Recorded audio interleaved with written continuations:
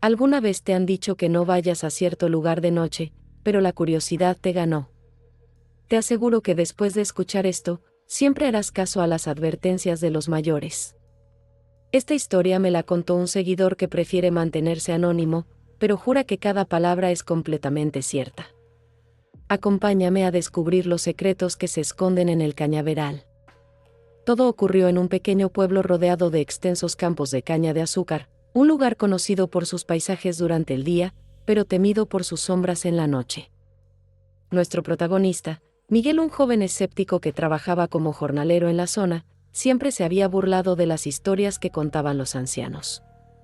Hablaban de voces, de presencias extrañas que vagaban entre las altas cañas una vez que el sol se ocultaba. Para él, no eran más que cuentos para asustar a los niños. Una noche de otoño del año 2007, después de una larga jornada, decidió tomar un atajo a través del cañaveral para llegar más rápido a su casa. El cielo estaba cubierto y una densa neblina comenzaba a levantarse del suelo, tragándose poco a poco la luz de la luna. Al principio, todo era silencio. Solo se escuchaba el crujir de sus propias pisadas sobre la tierra húmeda y el suave murmullo del viento agitando las hojas de las cañas. Se sentía seguro, incluso un poco arrogante, pensando en lo tontas que eran esas supersticiones. Pero a medida que se adentraba, una sensación de soledad abrumadora lo invadió. La oscuridad era casi total, y las altísimas cañas parecían formar un laberinto sin fin a su alrededor. Fue entonces cuando lo percibió. Un olor extraño, dulce pero nauseabundo, como a flores podridas. Se detuvo en seco, intentando identificar de dónde provenía. De repente, un ruido rompió el silencio.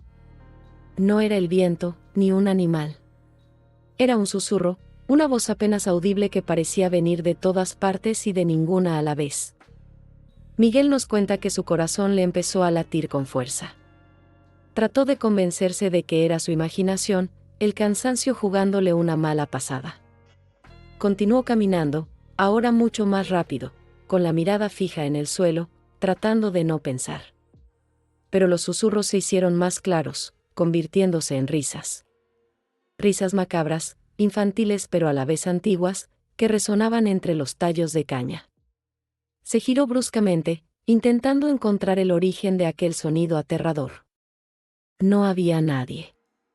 El pánico comenzó a apoderarse de él. Entonces, levantó la vista. Entre las altas ramas del cañaveral, a varios metros sobre el suelo, vio una figura. No tenía una forma definida, era más bien una mancha oscura, casi etérea, que flotaba suspendida en el aire. No se movía, simplemente estaba allí, observándolo. Y de esa mancha, de esa cosa, emanaban las risas que lo estaban volviendo loco. No pudo gritar. El miedo le había robado la voz. Lo único que pudo hacer fue darse la vuelta y correr. Corrió como nunca antes en su vida, sin mirar atrás, tropezando con las raíces, rasgándose la ropa y la piel con las afiladas hojas de caña. Las risas lo perseguían, cada vez más fuertes, más cercanas. Sentía una presencia helada a su espalda, como si algo estuviera a punto de atraparlo. No sabe cuánto tiempo corrió, solo que sus pulmones ardían y sus piernas flaqueaban. Finalmente, vio las luces de una casa a lo lejos y corrió hacia ella con las últimas fuerzas que le quedaban. Llegó a la puerta de un viejo agricultor del pueblo, golpeando desesperadamente. Cuando el anciano le abrió, lo vio pálido, temblando y sin aliento. Apenas pudo balbucear lo que había visto. El anciano no pareció sorprendido. Lo invitó a pasar, le dio un vaso de agua y, con una calma escalofriante, le dijo: «Te lo advertimos, muchacho. Ahí ocurren cosas inexplicables por la noche. No eres el primero ni serás el último en verlas. Hay voces en el cañaveral que no pertenecen a este mundo». Nuestro protagonista nunca volvió a ser el mismo. Las secuelas de esa noche lo acompañan hasta hoy. Sufre de ataques de pánico y ya no puede soportar la oscuridad ni la soledad. Abandonó su trabajo y se mudó del pueblo, pero el recuerdo de esa figura flotante y esas risas macabras lo persiguen en sus pesadillas.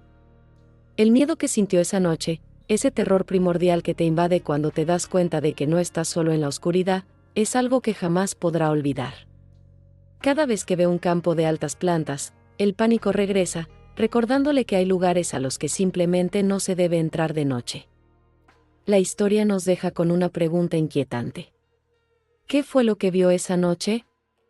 ¿Un espíritu, un demonio, una alucinación producto del miedo? Los lugareños tienen sus propias teorías, pero nadie sabe la verdad. Lo único cierto es que el cañaveral guarda un secreto oscuro, uno que se manifiesta cuando la noche cae y las advertencias son ignoradas. Ahora te pregunto a ti, ¿qué crees que fue lo que encontró nuestro testigo entre las cañas? Déjame tu teoría en los comentarios. Me encantaría leer lo que piensas. ¿Y tú, alguna vez has ignorado una advertencia y te has arrepentido? Cuéntame tu experiencia. El siguiente relato fue compartido de manera anónima.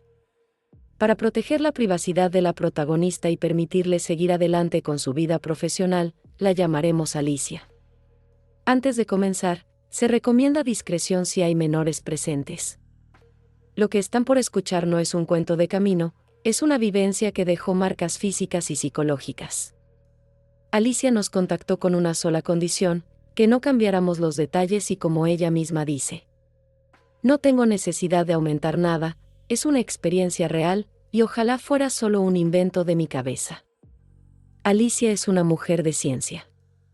En el año 2010, trabajaba como enfermera graduada en un hospital regional. Su vida se basaba en hechos, diagnósticos y medicina. Ella era la definición pura del escepticismo. Si alguien hablaba de aparecidos en los pasillos del hospital, ella simplemente sonreía y pedía los signos vitales del paciente. Para Alicia, el mundo era lo que se podía tocar y curar. Hasta que esa noche en Moca, Puerto Rico lo cambió todo. Era una noche cerrada de 2010.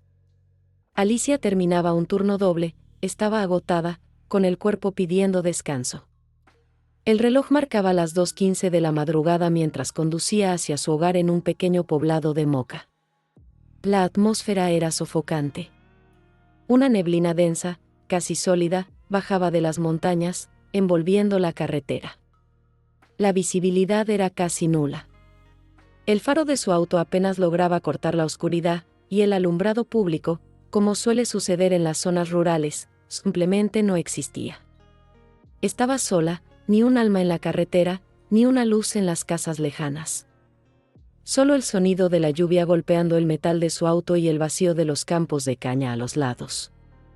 El primer indicio de que algo no iba bien no fue visual. Fue un ruido. Un golpe seco, metálico, como si una piedra pesada hubiera caído justo en el techo del vehículo. Alicia frenó en seco, el corazón saltándole en el pecho. Pensó que una rama había caído por la tormenta. Pero entonces, a través del parabrisas empañado, lo vio. Una figura emergió de la neblina. No caminaba, parecía deslizarse a unos centímetros del suelo. Su piel tenía el color de la carne putrefacta, grisácea y colgante. Su cabello era blanco, y donde debían estar los ojos, solo había dos cuencas brillando con un rojo intenso, como brasas de carbón encendidas. De repente, una risa macabra, estridente y carente de humanidad, llenó la cabina del auto, aunque las ventanas estaban cerradas. La entidad se abalanzó sobre el capó. Alicia escuchó claramente cómo unas uñas largas arañaban el metal. El pánico la paralizó por un segundo, pero su instinto de supervivencia reaccionó. Alicia, quien apenas recordaba las oraciones de su infancia, comenzó a rezar el Salmo 91 con una voz quebrada. Buscó en su bolso un frasco de agua bendita que su madre siempre le obligaba a cargar. Con manos temblorosas, roció el tablero mientras pisaba el acelerador a fondo, sin importarle la falta de visibilidad. No supo cómo llegó a su casa. Solo recuerda que, al entrar, la entidad ya no estaba. Se desplomó en la sala, pálida como un papel, con una fiebre que le duraría 3 días. Incluso hoy, años después, Alicia no puede dormir con la luz apagada. El trauma de aquellos ojos rojos la persigue en cada sombra. Semanas después, un vecino anciano, al ver el rayón profundo en el techo de su auto, le preguntó sin rodeos: «Te salió la mujer de la curva, ¿verdad?». Él le contó que en ese mismo tramo, en los años 70, una mujer vinculada a prácticas oscuras falleció en un accidente, y desde entonces, busca pasajeros para no estar sola en la neblina. Esta es la historia de Alicia. Una mujer que dejó de creer solo en lo que ve el ojo humano para empezar a temerle a lo que se oculta en la oscuridad. ¿Ustedes qué creen que pasó realmente? ¿Fue una alucinación por el cansancio del turno de enfermería o algo realmente bajó de las montañas de Moca esa noche? Dejen su opinión en los comentarios, los estaré leyendo.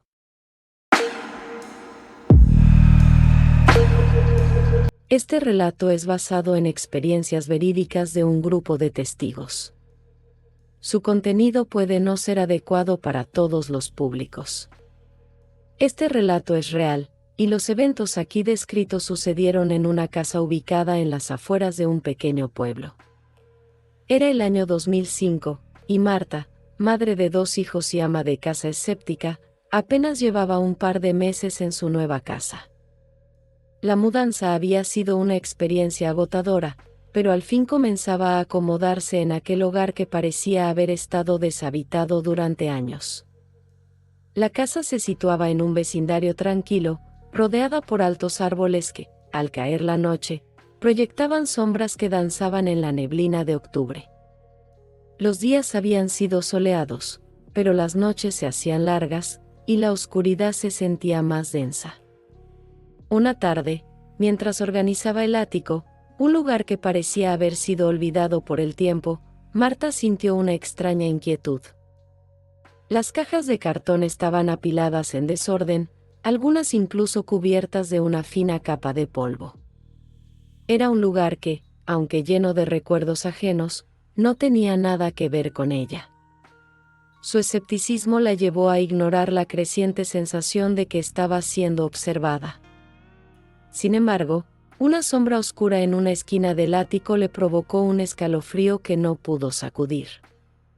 Una noche, mientras el viento aullaba afuera y la neblina se espesaba, Marta escuchó un ruido sordo proveniente del ático. Una especie de rasguño suave, que parecía llamar su atención. Puede ser un ratón, pensó, intentando justificar su inquietud. Pero cuando ese sonido se convirtió en una risa macabra, su corazón se detuvo por un instante. Era un sonido escalofriante, como si alguien o algo estuviera disfrutando de su miedo. Tomando coraje, se armó de valor y subió las escaleras hasta el ático. La puerta chirrió al abrirse, y la oscuridad se presentó ante ella como un manto pesado. Cuando encendió la luz, se encontró rodeada de sombras que danzaban en rincones lejanos. Entonces, un olor a moho y descomposición invadió sus sentidos, como si algo antiguo y olvidado estuviera despertando. Marta, sintiendo un nudo en el estómago, se acercó a la caja más cercana. Al levantar la tapa, se encontró con una antigua muñeca de porcelana que parecía mirar directamente a su alma. Su rostro estaba cubierto de una película de polvo, pero lo que realmente la perturbó fue su sonrisa, que parecía cobrar vida en la luz titilante de la bombilla. Justo en ese momento, escuchó aquellas risas macabras nuevamente, esta vez más cerca. Era un eco lejano, pero a la vez profundamente inquietante. Decidida a no dejar que el miedo la venciera y pensando que todo era producto de su imaginación, Marta cerró la caja de un golpe y giró sobre sus talones. Pero antes de que pudiera salir, sintió como si alguien le tocara el hombro. Giró rápidamente, pero no había nada. Justo cuando iba a correr hacia la puerta, una forma espectral apareció ante ella, flotando a pocos centímetros sobre el suelo. La figura era difusa, pero sus ojos parecían brillar con una intensidad que la llenó de terror. Sin poder decir ni una palabra, Marta cerró los ojos y comenzó a suplicar en voz baja. «Por favor, protégeme. No quiero hacerte daño. Solo soy una madre». Las risas macabras fueron reemplazadas por un sonido que sonaba más como un lamento, algo desgarrador y profundo. Ella no podía ver la forma claramente, pero sentía que estaba siendo observada con una intensidad aterradora. Después de lo que pareció una eternidad, Marta logró abrir la puerta y correr hacia abajo, temblando de pánico. Las sombras en el ático parecían seguirla mientras bajaba las escaleras a toda prisa. No se detuvo hasta estar en el salón de su casa, donde las luces eran más brillantes y las risas se desvanecieron poco a poco. A partir de aquella noche, la calma nunca volvió a reinar en su hogar. Cada rincón parecía estar cargado de una energía oscura, y lugares que antes eran cómodos ahora estaban impregnados de un miedo aprensivo. Marta sufrió un ataque de pánico por primera vez en su vida. Recordaba claramente las risas y la mirada de esa entidad, y cada vez que la neblina se espesaba, su corazón comenzaba a latir con fuerza y el terror se apoderaba de ella. Un día, decidida a encontrar respuestas, fue al café del pueblo y empezó a hablar con algunos vecinos. Al mencionar su experiencia, el rostro de un anciano se tornó serio, y con un susurro dijo: «Esa casa ha tenido varios dueños. Los anteriores se mudaron rápido al escuchar esas risas. A veces, hay algo que no se puede explicar. Ahí asustan, amiga». Después de aquella conversación, Marta se sintió aún más atormentada. Aquella entidad, esa risa, no parecía ser una simple broma del destino. Con el tiempo, había aprendido a evitar el ático y a vivir con el miedo latente en su vida cotidiana. Se preguntaba constantemente si lo que había visto era real o solo un producto de su imaginación desbordante. «¿Qué creen que fue?», preguntó Marta en el foro del vecindario, buscando consuelo y respuestas en otras experiencias. La duda la perseguía, y la pregunta, una espina clavada en su mente, siempre regresaba. La historia de Marta, una mujer escéptica enfrentando lo inexplicable en su nueva casa, se convertía en una advertencia para otros. La risa inmortal de aquella entidad seguía resonando en su memoria, y mientras la neblina se arremolinaba afuera, ella sabía que en algún rincón oscuro del ático, el misterio nunca había hecho más que comenzar.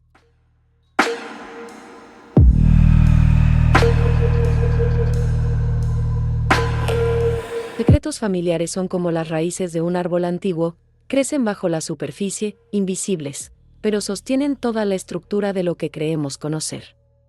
Y a veces, esas raíces se alimentan de oscuridad. El siguiente relato fue compartido con nuestro equipo de manera estrictamente anónima. Hemos alterado nombres y ubicaciones específicas para proteger la privacidad de los involucrados, especialmente porque los ecos de esta historia aún resuenan en su familia. A la protagonista de esta noche la llamaremos Elidia. Queremos ser claros, se recomienda absoluta discreción si hay menores presentes o personas sensibles a temáticas relacionadas con el ocultismo y manifestaciones espirituales agresivas. Cuando Elidia nos contactó, su voz temblaba. Su única petición fue que no adornáramos la historia. Sus palabras exactas fueron: «No tengo necesidad de aumentar nada, el terror que sentí esa noche fue una experiencia real, y ojalá fuera solo un cuento». Para entender el horror, primero debemos entender la normalidad que éste rompe. Elidia es una mujer de lógica. Su vida se ha dedicado a la educación, es maestra de escuela primaria. Su mundo se basa en hechos comprobables, en enseñar a leer y escribir, en explicar que los monstruos debajo de la cama no existen. Antes de aquel invierno de 1980, Elidia era la primera en descartar cualquier historia de fantasmas. Para ella, las supersticiones eran solo eso, cuentos de viejas para asustar a los niños. Adoraba a su abuela, doña Clara, a quien veía como la típica matriarca argentina, una mujer fuerte, cocinera de ñoquis los domingos, de sonrisa fácil y manos suaves. Jamás imaginó que esas mismas manos suaves, que le acariciaban el cabello de niña, también trazaban círculos de sal y manipulaban energías que no deberían ser tocadas. Viajemos en el tiempo. Era el año 1980. El lugar, un pequeño poblado en el interior de Argentina, donde las tradiciones pesan más que la modernidad. La abuela Clara había fallecido una semana atrás. Tras el funeral, la tarea de ordenar la vieja casona familiar recayó en Elidia, la nieta mayor y la más sensata. El clima acompañaba el luto. Era un invierno crudo. Una neblina espesa y húmeda se había tragado al pueblo desde hacía días, y una lluvia fría y persistente golpeaba sin cesar. La casa de la abuela era enorme, de techos altos y pasillos largos. La iluminación era precaria, bombillas de pocos watts que dejaban las esquinas en penumbra. A pesar de la lluvia, de vez en cuando, la tormenta se abría y dejaba pasar la luz pálida de una luna llena, que proyectaba sombras alargadas que parecían moverse por las paredes. Elidia estaba completamente sola. La soledad en esa casa no era silencio, era un sonido en sí mismo. El crujir de las vigas, el goteo de alguna canilla lejana, el olor a encierro y a las hierbas aromáticas que la abuela siempre secaba. Esa noche, Elidia decidió enfrentar la habitación que todos evitaban, el viejo cuarto de costura al final del pasillo. Elidia llevaba horas moviendo cajas llenas de telas y recuerdos. El cansancio empezaba a nublar su juicio. Se detuvo. El corazón le dio un vuelco. ¿Había sido una rata? ¿El viento? El sonido fue claro, alguien arrastrando una silla en el piso superior. Pero ella estaba sola en la casa. Intentó calmarse. Lógica, Elidia, usa la lógica, se dijo a sí misma. Continuó trabajando, intentando ignorar la creciente sensación de ser observada. Al mover un pesado ropero de roble antiguo para limpiar detrás, notó algo extraño.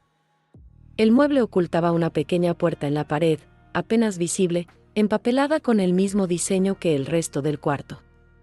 Nunca antes había visto esa puerta. La curiosidad pudo más que el miedo. Al abrirla, el olor la golpeó, una mezcla nauseabunda de cera quemada, azufre y flores podridas. No era un armario. Era un pequeño cuarto oculto. Elidia encendió su linterna. Lo que vio la dejó helada. No había máquinas de coser. Había un altar.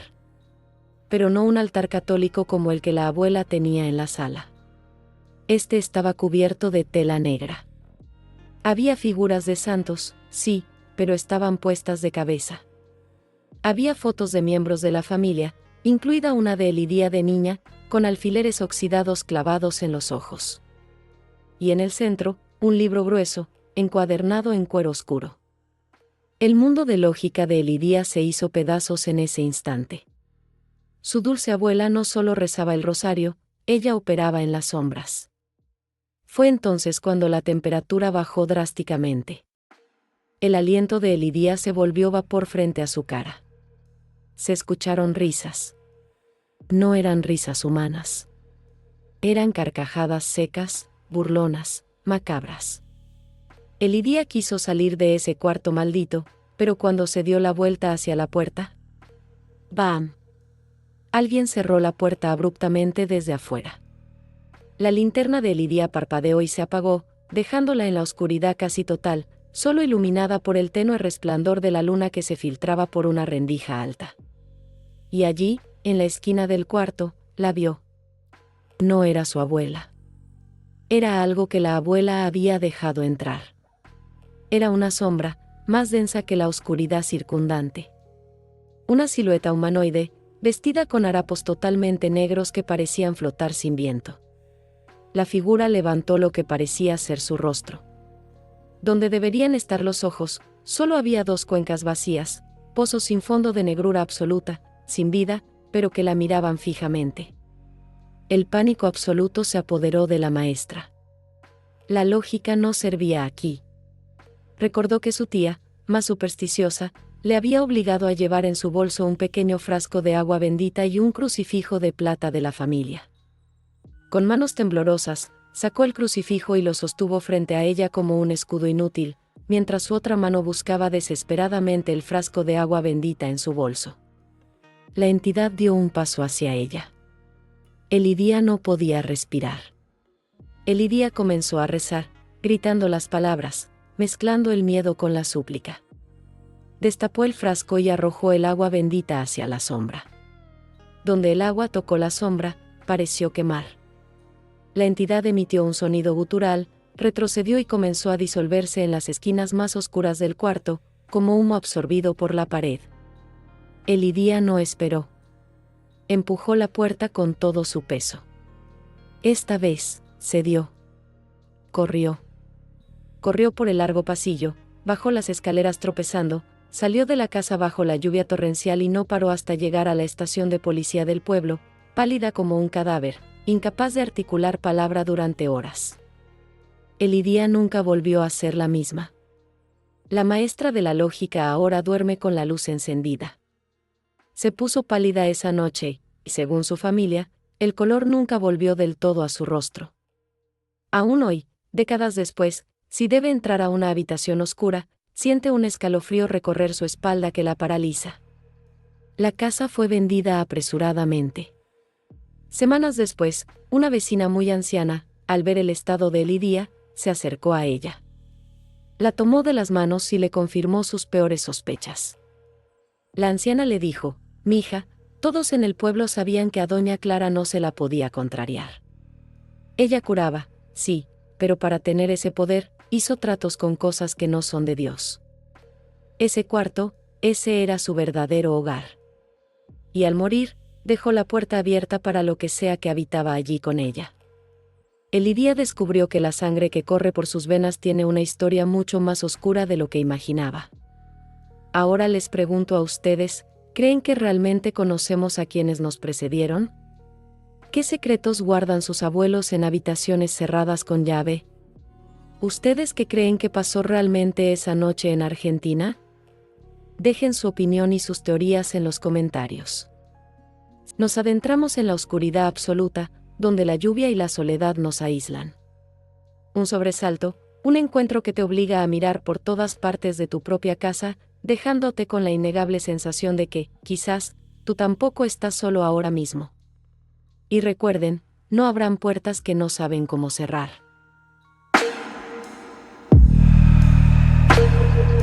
La siguiente historia no busca inducir el miedo, simplemente narra una experiencia verídica. Se basa en el testimonio de una persona que prefirió mantenerse en el anonimato. La fuente afirma que todo lo que van a escuchar es completamente real. ¿Alguna vez han sentido que una casa los observa? Esa fue la primera impresión de Sofía al mudarse a su nuevo hogar. Era el año 2012. Ella, una ama de casa de unos 40 años, se consideraba una persona escéptica, alguien que no creía en fantasmas ni en lo paranormal. Para ella, las historias de terror eran solo eso, historias. Su nueva casa, aunque antigua, parecía perfecta, espaciosa, con un pequeño jardín, lo más importante, un sótano enorme que planeaba convertir en un cuarto de juegos para sus hijos. La vida parecía sonreírle. Los primeros días transcurrieron con la normalidad de cualquier mudanza, cajas por desempacar, muebles que acomodar y el caos típico de establecerse en un nuevo lugar. Sofía pasaba gran parte de su tiempo organizando la cocina y las habitaciones, dejando el sótano para el final. No le prestaba mucha atención, era solo un espacio oscuro y polvoriento que esperaba su turno. Pero una noche, todo cambió. Era una de esas noches de otoño tardío, cuando una neblina densa y fría se apodera de todo, borrando los contornos del mundo. Su esposo estaba de viaje por trabajo y sus hijos dormían profundamente en el segundo piso. La casa estaba sumida en un silencio casi absoluto, solo roto por el crujido ocasional de la madera. Sofía estaba en la sala de estar, viendo una película, cuando escuchó un ruido. Al principio, lo ignoró. Pensó que podría ser el refrigerador o alguna tubería vieja. Pero el ruido se repitió, un sonido sordo y rítmico que parecía venir de abajo. De repente, sintió un escalofrío recorrerle la espalda. Apagó el televisor y agudizó el oído. El sonido era inconfundible ahora, provenía del sótano. Parecía como si alguien estuviera arrastrando algo pesado por el suelo de cemento. Con el corazón latiéndole con fuerza, Sofía se levantó. Trató de convencerse de que era solo su imaginación, que la casa nueva y la soledad le estaban jugando una mala pasada. Agarró una linterna pesada de la cocina, más como un arma improvisada que como una fuente de luz, y se dirigió lentamente hacia la puerta del sótano. La puerta estaba cerrada, como siempre. Giró el pomo con mano temblorosa. El aire que subió de la oscuridad era húmedo y olía a tierra mojada, a encierro, pero también a algo más. Un olor dulzón y desagradable, casi como a carne en descomposición. La náusea la golpeó, pero su curiosidad, mezclada con una extraña sensación de deber, la empujó a seguir. Encendió la linterna y su haz de luz cortó la oscuridad, revelando los escalones de madera que descendían a las profundidades. «Hola», dijo con voz temblorosa. «¿Hay alguien ahí?» Solo el silencio le respondió. El ruido se había detenido. Respiró hondo y comenzó a bajar. Cada escalón crujía bajo su peso, amplificando su nerviosismo. El sótano era vasto y lleno de sombras que danzaban con el movimiento de su linterna. Había viejos muebles cubiertos con sábanas, cajas apiladas y herramientas oxidadas colgando de las paredes. Barrió el lugar con la luz, buscando la fuente del ruido. No había nada fuera de lugar. Se sintió un poco tonta. Seguro fue un animal, se dijo a sí misma. Estaba a punto de darse la vuelta y subir cuando lo vio. En el rincón más alejado, donde la luz de la linterna apenas llegaba, había una figura.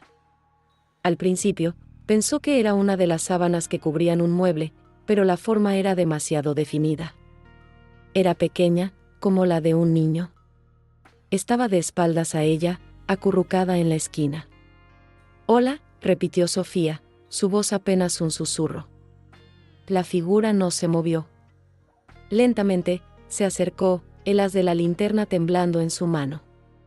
Podía ver con más claridad ahora. Parecía un niño, de unos 10 u 11 años, vestido con ropas viejas y raídas. Tenía el pelo oscuro y enmarañado. «¿Estás bien? ¿Cómo entraste aquí?» El niño no respondió. Sofía dio un paso más. Estaba a solo unos metros de él. Fue entonces cuando el olor se hizo insoportable, tan fuerte que tuvo que taparse la nariz con la mano. Y entonces, muy lentamente, la cabeza del niño comenzó a girar. Giró y giró, mucho más allá de lo que un cuello humano podría soportar, hasta que su rostro la miró directamente, mientras su cuerpo permanecía de espaldas. Sus ojos eran dos cuencas vacías y oscuras, y de su boca torcida en una sonrisa macabra, brotó una risa. No era la risa de un niño.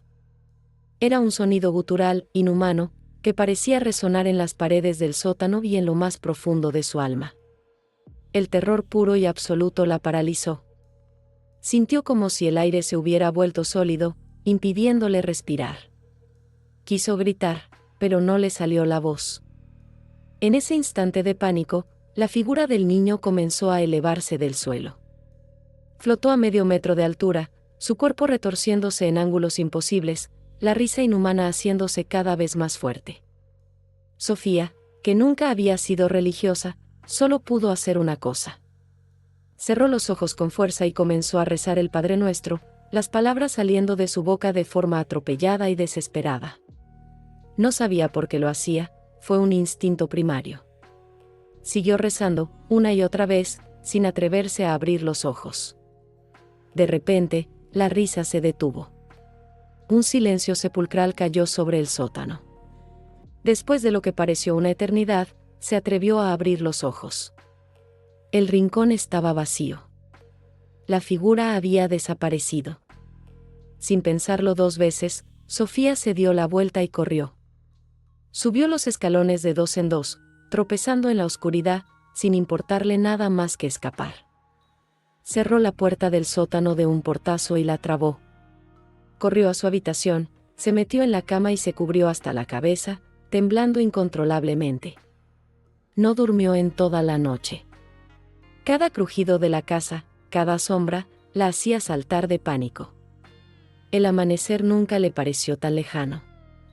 Cuando su esposo regresó al día siguiente, la encontró en un estado de pánico total. Le contó lo que había sucedido, pero él, como era de esperar, se mostró escéptico. Pensó que había sido una pesadilla, el estrés de la mudanza. Intentaron racionalizarlo. Quizás un vagabundo se había metido. Pero, ¿cómo explicar que flotara? ¿Y esa risa? Sofía se negó a volver a bajar al sótano. De hecho, desarrolló una fobia severa a los lugares oscuros y cerrados. Sufría ataques de pánico constantes y no podía estar sola en la casa. La experiencia la había marcado de por vida. Unas semanas después, mientras compraba en una tienda local, se atrevió a mencionar de forma casual su nueva dirección a la anciana dueña del local. La mujer la miró con ojos tristes y le dijo en voz baja: «Ah, la casa de la colina. Tenga cuidado, hija. Ahí asustan». Le contó que hacía muchos años, un niño había desaparecido en esa propiedad. Nunca encontraron su cuerpo, pero los rumores decían que su familia lo maltrataba y lo encerraba en el sótano durante días. Desde entonces, todos los que han vivido ahí se han ido al poco tiempo, hablando de ruidos extraños, de un olor nauseabundo y de la sensación de no estar solos.